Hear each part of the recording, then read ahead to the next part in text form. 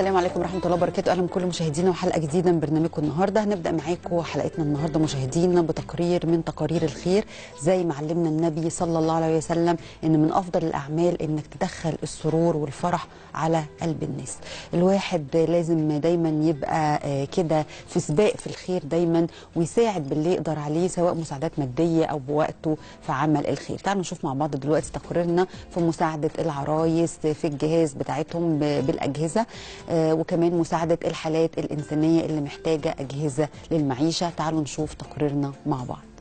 لما تعيش تحلم ببكرة يبقى حقيقة، لما تحس الحب بجد والخير مليك. أنا مخطوبة مكتوب كتير بقالي 5 سنين، بس الظروف كانت متكسرة معانا يعني. والدي راجل أرزاقي ودلوقتي كبير في السن مش قادر يشتغل، تعبان يعني، وعايش غير اخ واحد على 3 بيت هو اللي بيشتغل وبيصرف علينا. كنت متجوزه الاول وجوزي مطلقه معايا 3 ايام، دلوقتي اتجوزت تاني جبت بنتين وجوزي توفى. يعني اخدت مكان ايجار وكدهوته، مش قدرت ان انا ادفع. انا معايا 5 وانا السبت، والسقف واقع وحالتي يعني تسمعي ولا عندي غساله ولا بوتاجاز ولا اي حاجه. قدمت بقى بدنيا جديده ان هم يجيبوا لي حاجات زي كده.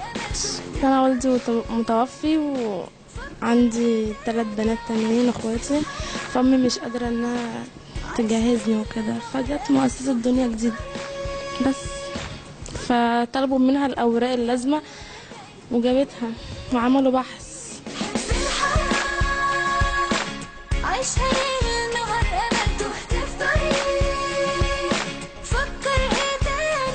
بسم الله الرحمن الرحيم. احنا النهارده عندنا تسليم اجهزه، برضو عندنا حالتين تجهيز عرايس، وحاله برضو كانت مستحقه عندها محتاجه اجهزه، برضو وفرناها لها الحمد لله.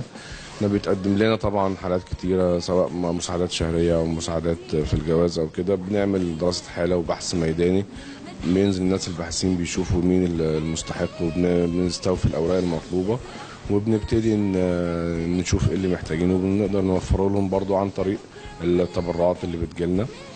وده بيخلينا نقول برضو للناس، يعني احنا بنصور عشان نوري لهم التبرعات بتروح فين، وبنشجع الناس انها تتبرع للحالات اللي زي كده. نتمنى ان ده يحصل تكافل اجتماعي في كل الناس اللي محتاجه تلاقي في حد بيساعدها، وهو ده هدفنا في المؤسسه يعني.